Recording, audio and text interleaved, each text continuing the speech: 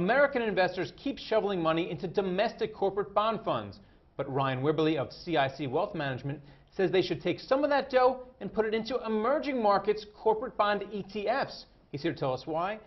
Welcome, Ryan. Thank you. And tell me, if people are worried about a bond bubble here, I can only imagine what they're worried about happening in the emerging markets. Well, the bond bubble here isn't necessarily translating into a bond bubble over there, although I think there are some in some countries. What's interesting about the emerging markets is it's somewhat undiscovered when we're talking about corporate debt.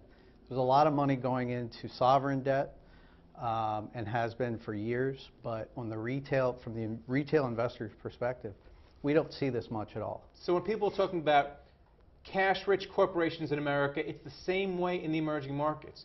And you're playing this through the State Street ETF, the WisdomTree ETF, the iShares ETF. Why are these the better vehicles to invest in emerging market corporate bonds? Well, I think there's a limited choice of options out there actually to access emerging market corporate debt.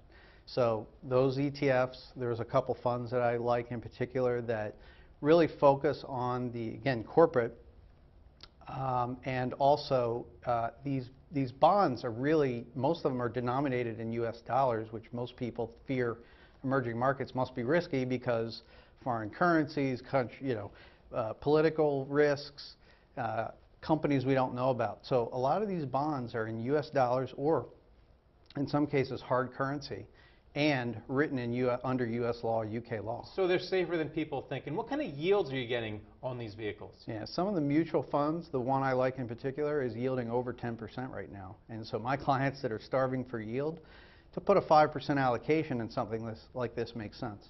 Are there any countries that you like the best? No, not necessarily. That's not something we get into. I really defer to the fund managers who kind of know what's going on in these countries and understand the companies. We're just not in a position. And that's why you get the diversification from these ETFs anyway. Exactly. And how much of a person's portfolio should they put in emerging market corporate bonds? Because clearly you don't want to put everything into them, but so around how much? Right. Right now we're allocating about 5% of a client's total portfolio. We may go higher in some of the more high quality managed mutual funds versus the ETFs. But again, like you point out, the risks are there, and so we want to make sure the client understands that. But on the other hand, the risks are here too in the bond market. We're scared about the bond market here, so and our clients don't want to stick it all in stocks either. So I see us right now we're 5%. We could probably raise that a few percent over the next 3 to 6 months. All right. Thanks a lot, Ryan. Thank you. Thank you for watching The Street.